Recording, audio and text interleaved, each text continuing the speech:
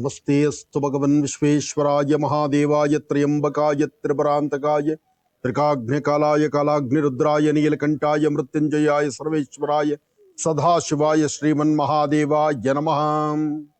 ಅಘೋರೇಭ್ಯೋ ತಘೋರೇಭ್ಯೋ ಘೋರಘೋರತರೇಭ್ಯಃ ಸರ್ವೇಭ್ಯಃ ಸರ್ವಸರ್ವೇಭ್ಯೋ ನಮಸ್ತೆ ಅಸ್ತು ರುದ್ರರೂಪೇಭ್ಯಃ ತತ್ಪುರುಷಾಯ ವಿದ್ಮಹೇ ಮಹಾದೇವಾಯ ಧೀಮಹಿ ತನ್ನೋ ರುದ್ರ ಪ್ರಚೋದಯಾತ್. ವಾಮದೇವಾಯ ನಮೋ ದೇವತಾಭ್ಯೋ ನಮೋ ನಮಃ.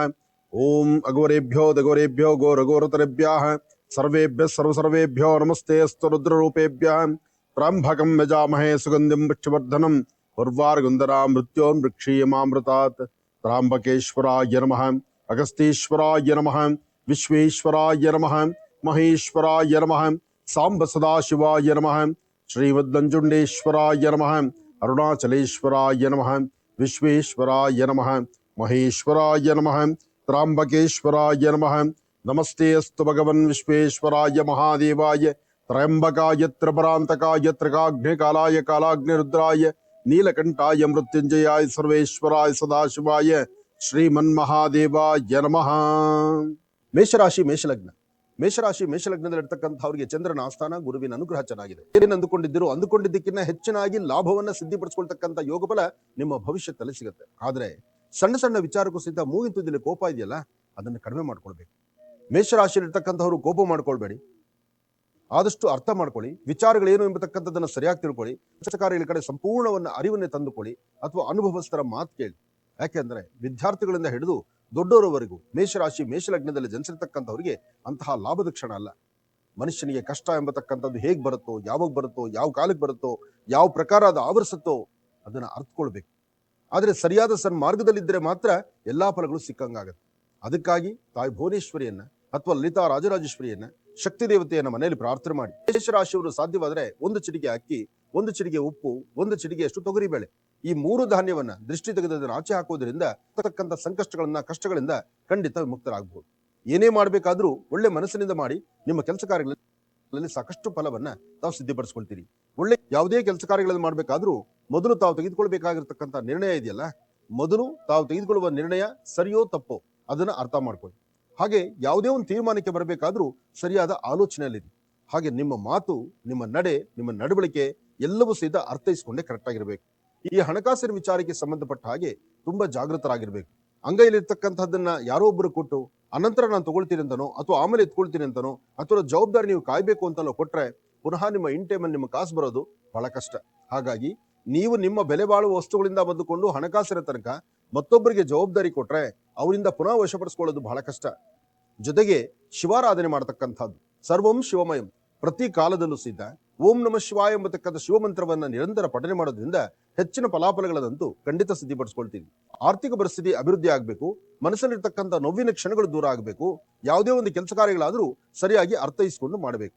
ಜೊತೆಗೆ ದಕ್ಷಿಣಾಭಿಮುಖವಾಗಿ ನಿಂತು ಶಿವಧ್ಯಾನವನ್ನ ಮಾಡಿ, ಶಿವನ ದರ್ಶನ ಮಾಡಿಕೊಂಡು ಒಂದು ದೀಪ ಹಚ್ಚಿ ನಮಸ್ಕಾರ ಮಾಡೋದ್ರಿಂದ ನಮ್ಮ ಸಂಕಷ್ಟಗಳು ದೂರ ಆಗಿ ಒಂದಷ್ಟು ನೆಮ್ಮದಿಯ ಬದುಕನ್ನ ತಾವು ಕಾಣಬಹುದು. ಆರ್ಥಿಕ ಪರಿಸ್ಥಿತಿ ಅಭಿವೃದ್ಧಿ ಆಗುತ್ತೆ, ಮನಸ್ಸಲ್ಲಿರ್ತಕ್ಕಂಥ ನೋವಿನ ಕ್ಷಣಗಳು ಖಂಡಿತ ದೂರ ಆಗುತ್ತೆ. ತಾವು ಏನ್ ಅಂದುಕೊಂಡಿದ್ದನ್ನ ಸಾಧಿಸುವಂತ ಯೋಗ ಫಲ ಇದೆ. ಉದ್ಯೋಗ ಇಲ್ದಿರತಕ್ಕಂಥವ್ರಿಗೆ, ಇರ್ತಕ್ಕಂಥ ಉದ್ಯೋಗದಲ್ಲಿ ತೊಂದರೆ ಇರ್ತಕ್ಕಂಥವ್ರಿಗೆ, ಕೆಲವಷ್ಟು ಬೆಲೆ ಬಾಳುವ ವಸ್ತುಗಳನ್ನ ಕಳ್ಕೊಂಡು ಏನೋ ವ್ಯತ್ಯಾಸ ಮಾಡ್ಕೊಂಡು ಕಣ್ಣೀರ್ ಹಾಕಿರ್ತಾರಲ್ಲ, ಏನೆಲ್ಲ ಫಲಾಫಲಗಳನ್ನ ಸಿದ್ಧಿಪಡಿಸ್ಕೊಳ್ಬಹುದು, ಯಾವೆಲ್ಲ ವರ್ಚಸ್ಸು ತೇಜಸ್ಸನ್ನ ಮತ್ತಷ್ಟು ವೃದ್ಧಿಸ್ಕೊಳ್ಬೇಕು ಅಂತ ಚಿಂತನೆ ಮಾಡ್ತಿರ್ತಕ್ಕಂಥವ್ರಿಗೂ ಒಳ್ಳೆ ಫಲಾಫಲಗಳನ್ನ, ಅದೃಷ್ಟವನ್ನ ಸಿದ್ಧಿಪಡಿಸ್ಕೊಳ್ತಕ್ಕಂಥ ಅದೃಷ್ಟ ನಿಮ್ಮ ಬದುಕಲ್ಲಿದೆ. ನೀವು ಮಾಡಬೇಕಾಗಿರ್ತಕ್ಕಂಥದ್ದು ಮೊದಲು ಪೂರ್ವಾಭಿಮುಖವಾಗಿ ನಿಂತು ಸೂರ್ಯದೇವರನ್ನ ನಮಸ್ಕಾರ ಮಾಡಿ, ಮನೆಯಲ್ಲಿರ್ತಕ್ಕಂಥ ನಿಮ್ಮ ತಾಯಿಯ ಪಾದ ಮುಟ್ಟಿ ನಮಸ್ಕಾರ ಮಾಡಿಕೊಂಡು ಅವರ ಆಶೀರ್ವಾದದಿಂದ ತಾವು ಮುಂದೆ ನಡೆದ್ರೆ ಹೆಚ್ಚಿನ ಫಲಗಳನ್ನು ಸಿದ್ಧಿಪಡಿಸ್ಕೊಳ್ತಕ್ಕಂಥ ಯೋಗ ಫಲ ನಿಮ್ಮ ಭವಿಷ್ಯದಲ್ಲಿ ಸಿಗುತ್ತೆ. ಇರುವಂತಹ ಸಮಸ್ಯೆಗಳಿಗೆ ಒಂದು ಪರಿಹಾರ ಅಂತ ನೀವು ಕಂಡುಕೊಳ್ಳೋದಾದ್ರೆ, ಒಂದು ಚಿಟಿಗೆಯಷ್ಟು ಉದ್ದಿನ ಬೇಳೆ, ಒಂದು ಚಿಟಿಗೆಯಷ್ಟು ಅವರೇ ಬೇಳೆ ಅಂದ್ರೆ ಶುಕ್ರ, ಉದ್ದಿನ ಬೇಳೆ ಅಂದ್ರೆ ರಾಹು. ಈ ಶುಕ್ರ ಮತ್ತು ರಾಹು ಎರಡೂ ಧಾನ್ಯಗಳಂದ್ರೆ ಎರಡೂ ಗ್ರಹದ ಧಾನ್ಯಗಳನ್ನು ಒಂದೊಂದು ಚಿಟಿಗೆಯಷ್ಟು ತೆಗೆದುಕೊಂಡು ಪೂರ್ವಾಭಿಮುಖವಾಗಿ ನಿಂತು ದೃಷ್ಟಿ ತೆಗೆದು ಅದನ್ನು ಹಸಿರು ಗಿಡದ ಮೇಲೆ ಹಾಕಿ, ಸಾಧ್ಯವಾದ್ರೆ ಒಂದಷ್ಟು ಬಿಲ್ವಪತ್ರೆಯನ್ನ ತಂದು ಶಿವ ಸಾನ್ನಿಧ್ಯದಲ್ಲಿ ಅರ್ಪಣೆ ಮಾಡಿ.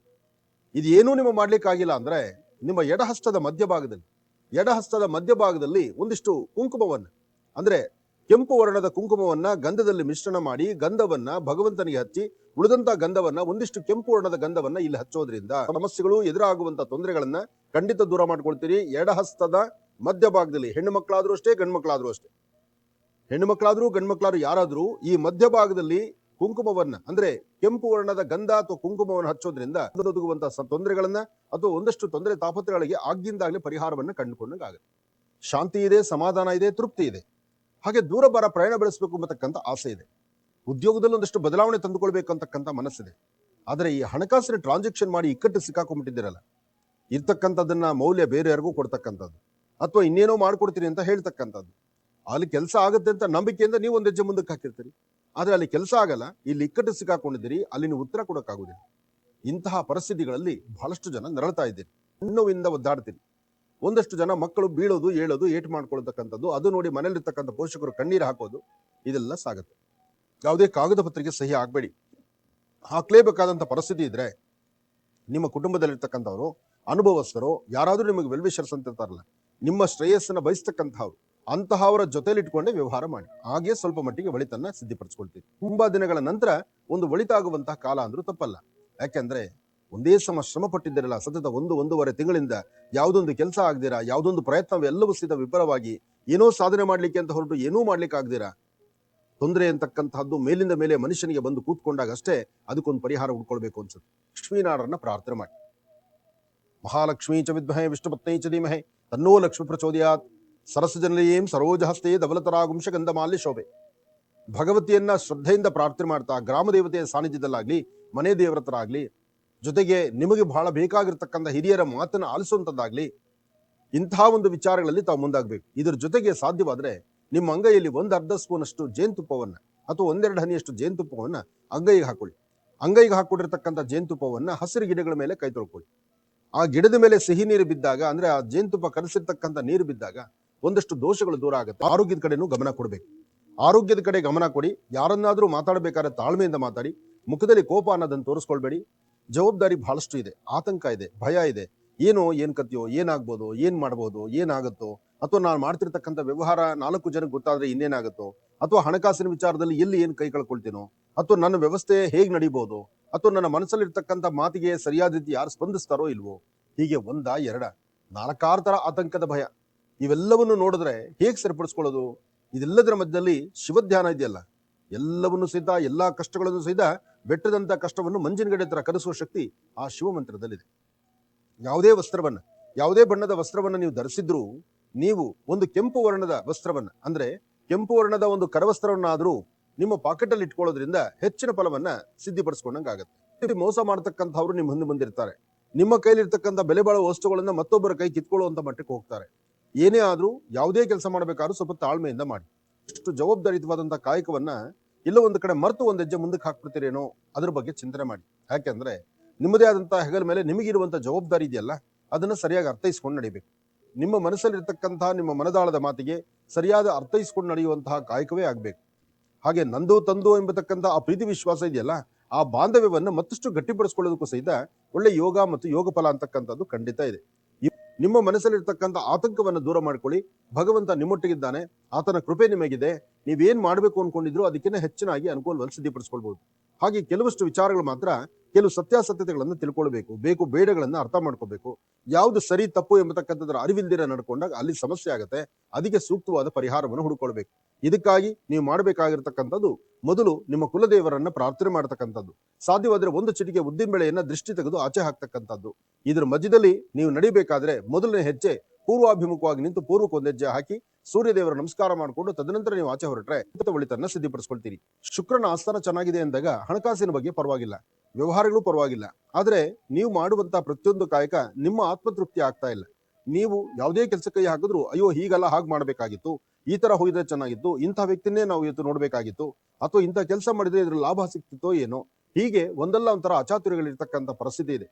ಏನೇ ಮಾಡ್ಲಿಕ್ಕೆ ಮುಂದಾದ್ರೂ ಅದರಲ್ಲಿ ಲಾಭವನ್ನೇ ಗಳಿಸ್ತೀರಿ. ಆದ್ರೆ ಸಣ್ಣ ಸಣ್ಣ ವಿಚಾರಕ್ಕೂ ಸಹಿತ ಸ್ವಲ್ಪ ಆತಂಕನೂ ಇದೆ, ಭಯನೂ ಇದೆ. ಆದ್ರೆ ವೃತ್ತಿಯಲ್ಲಿ ಅಭಿವೃದ್ಧಿಯನ್ನ ತಂದುಕೊಳ್ಳುವಂತ ಕಾಲ ಇದೆ. ಮನೇಲಿರ್ತಕ್ಕಂಥ ಹಿರಿಯರು ಹೇಳುವ ಮಾತನ್ನ ಆಲಿಸಿ, ನಿಮ್ಮ ಹಿರಿಯರ ಮಾತನ್ನ ಆಲಿಸಬೇಕು.